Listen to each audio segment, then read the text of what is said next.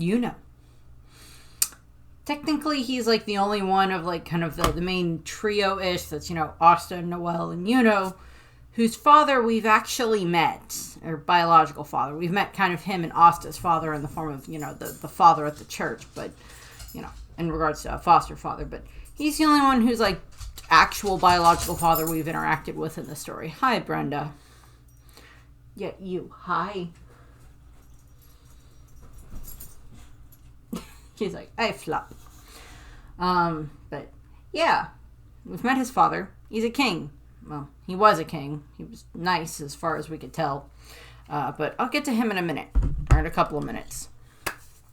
So, time for our Father's Day Black Clover video. So, in regards to this, we have a decent number of fathers. By technicality, everyone that is in the story has a father or has a mother, but there's a lot of them where it's just like, they're not really applicable to the story, so we've never met them, or we have like a slight reference to them, but nothing's major or anything along those lines, so I'll go through some of these. So, first up, we have Oris or Phi.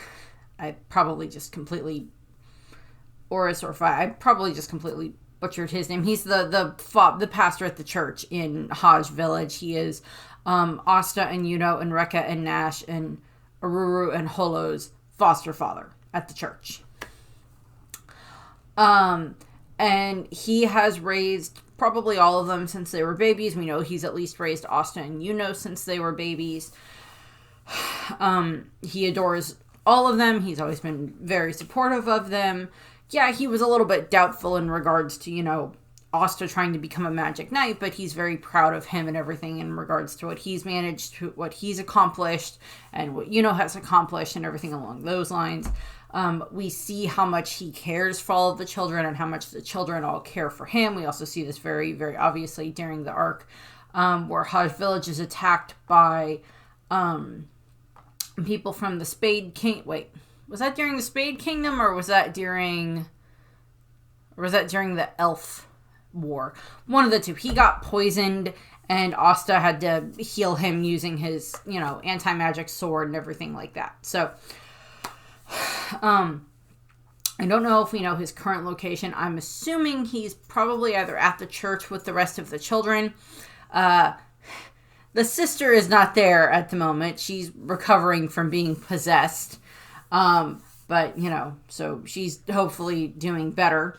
And will hopefully return to them at the end of the series, however much longer that is. But there's not too much else there in regards to their foster father, in regards to the pastor. He seems like a very good guy. I will point out, I am going to do a slight mention here of Alan Farron. So he is the young boy that we are introduced, or the teen boy, 17-year-old or so, that we are introduced to in Zeon Zoigrit's Memories. He was a fellow member of the 4th Division of the Spade Kingdom Magic Defense Force. He seemed to be Xenon's friend. And then, of course, he ended up dying. He was technically killed by Xenon, as Xenon was trying to kill a demon. And Alan got killed in the process. The reason I bring him up is because there are theories online that he is Asta's father. Now, bear in mind, we do not know how long ago he died. We also do not know exactly how long ago it would have been that, we don't know when he would have been anywhere near Hajj Village or anything along those lines in order to meet Asta's mother, in order to meet Richita. So there's some evidence there that it could be his father, but unless it's fully mentioned, I'm not going to particularly worry about it, but I at least wanted to mention it here. Since I know that there is that theory, and he does have a lot of similarities to Asta, so I would point that out. Although Asta also just takes a lot of similarity from his mother as well. Obviously, he takes after her very much in looks. Going into Yuno's father, his biological father, we have Lois Grinberial, who is, of course, the former king of the Spade Kingdom. He was married to Ciel, I believe was Yuno's mother's name, and he is, of course, Yuno's birth father. He seemed exceedingly happy when was born, seemed like he was going to be a very good father, seemed like he was a very good king in regards to the kingdom. And then, of course, everything happened with the Dark Triad, with the Zoigert's siblings, just coming in and killing everybody, and resulting in the king dying as well. I do believe he died in the process of trying to protect his wife and son. So, like, he went out, like, I guess in a blaze of glory in that regard. But there's not too much else there with him. We know that he's dead, and we know that he's probably not going to come back to life unless there ends up being, well, I would point out the fact that, Lucius made all of the different paladins, and none of them seem to be Lois, but it's also just, he just maybe didn't want to pick Lois. I don't know. Whatever. Next up, this is more just going over like a batch of fathers. So I wanted to point out in the fact that when it comes to Noelle and her siblings, Mimosa and her brother, and then all of the, the Marileona, Fergolion, and Leopold, we've never seen their fathers. For Noelle and her siblings, in regards to the Silva family, we've seen Ossier, who was their mother, and she was the one that the Silva bloodline came from. And we know that there is this family connection across between the Silva family and then the two Vermilion families because of Kirish and Mimosa. So in that regard, there is Mimosa and Kirish's, I'm Kirish, whatever his name is, I can never remember his name, how to pronounce it. Her mother and Ossier were siblings. They were sisters. And then the two, Marileona and her brother's father, along with Mimosa and her brother's father, were brothers. So that's pretty much all we get there. And then we know that Ossier's husband seemed to take her last name. We have never seen him. He has never really been referenced. Although given the fact that Ossier had metal manipulation magic, and so does Nozel has that, and then I don't remember if it's both Nebra and Solid do, but one of them does. At least one of them does. And then, of course, Noelle has water magic. Now, this could just be an anomaly in the fact that she has water magic. Or it could be that she got the water magic from their father, which is a possibility. The other thing is fire magic seems to be quite prevalent within, at least the mainline branch of the Vermilion family in regards to Marileona has fire magic, Fergolion has fire magic, and so does Leopold. And pretty good chance they got that from their father. Or they could have gotten that from their mother, and it just overrid whatever, possible magic they would have gotten from their father in regards to that sense. And then we know that both Mimosa and her brother, or at the very least, Mimosa has plant magic. I think her brother has plant magic as well. And it is quite possible that they got that power from their mother or from their father, but we don't know. And it is also just quite like, you're just going to get this magic and there's nothing, that will determine it. Although we do know in regards to when it comes to his magic, the wind magic that he initially has throughout the majority of the story before he finds out that he's the Prince of the Spade Kingdom. The wind magic, that is from the part of his soul that is from Licht and Tetia's child that is reborn in him. And then the star magic that he finds out that he has later when he goes to the Spade Kingdom and gets his grimoire from there, that is from the Grinbarial family. So he has both types of magic. And of course, Asta just has anti-magic.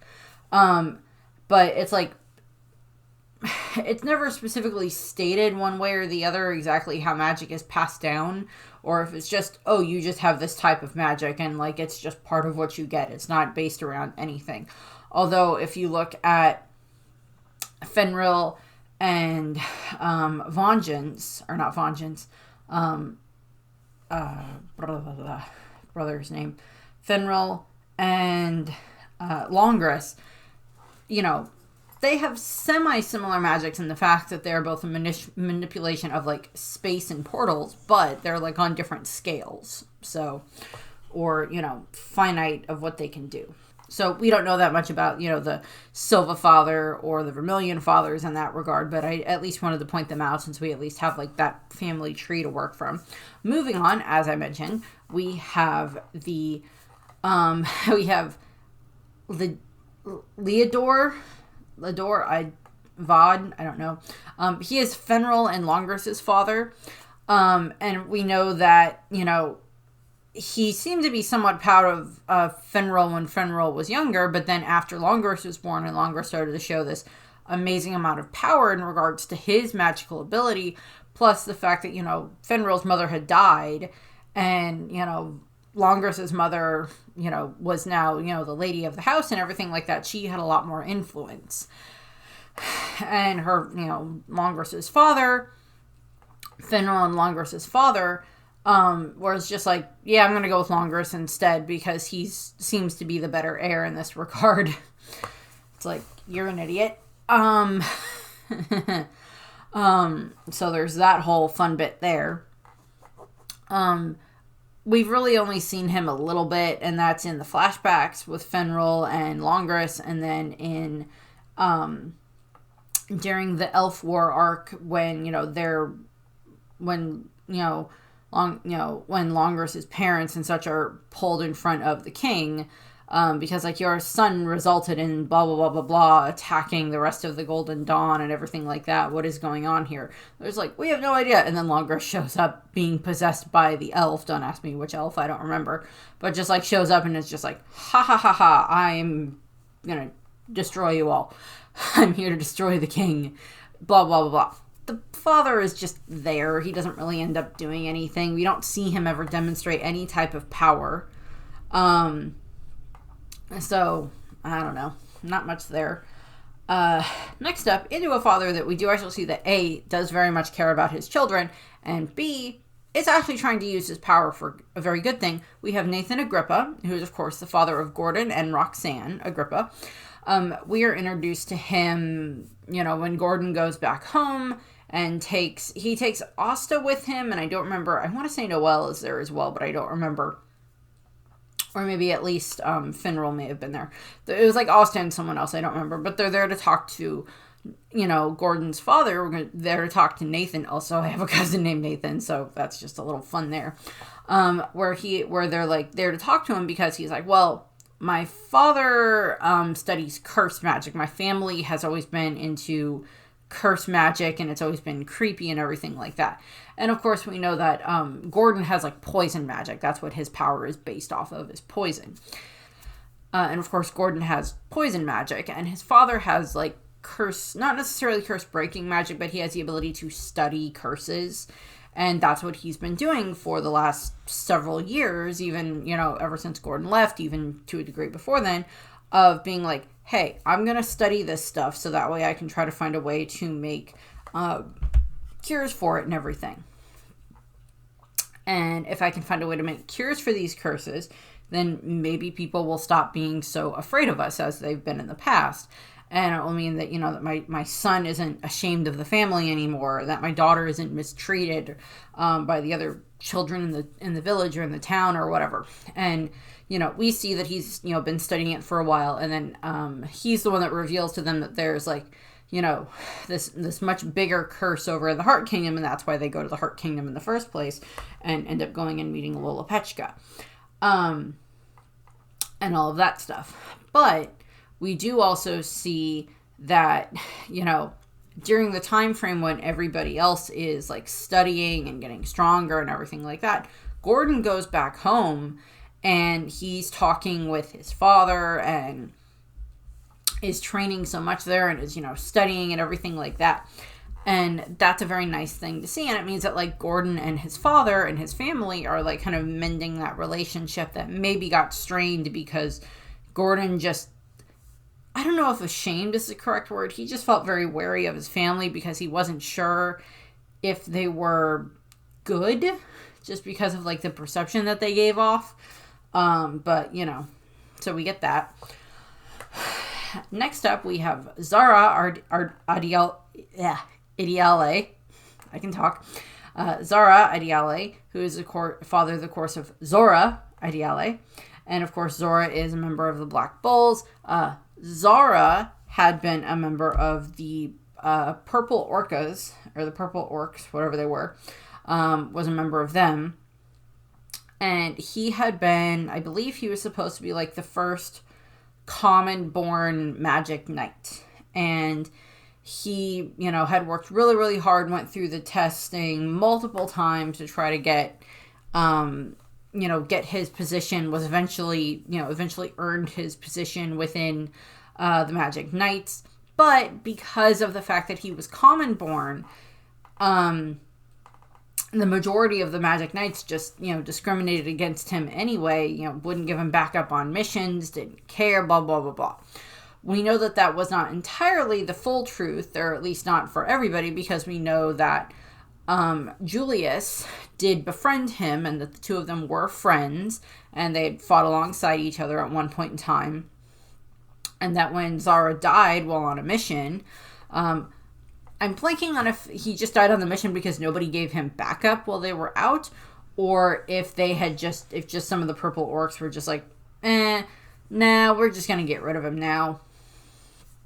And got rid of him. So I'm like, I don't know if that was just like one way or the other, but like regardless of the exact circumstances, because of their either actions or inactions, Zara died and left Zora alone.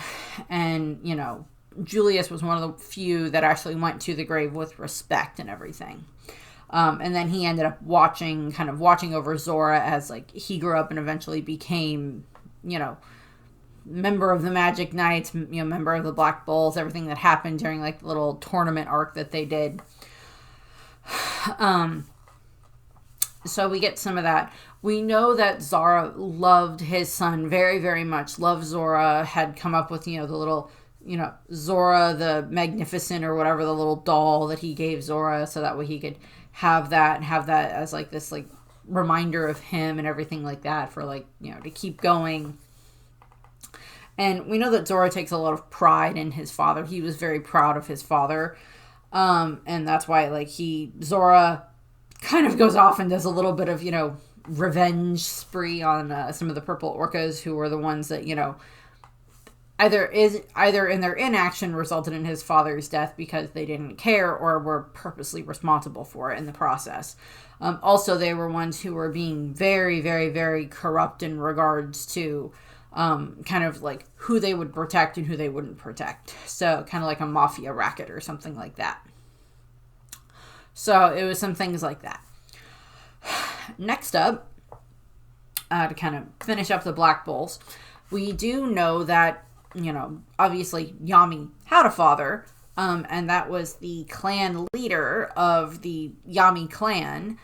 So he would have been Tsukuhiro's father, the father of Tsukihiro and Ichika. And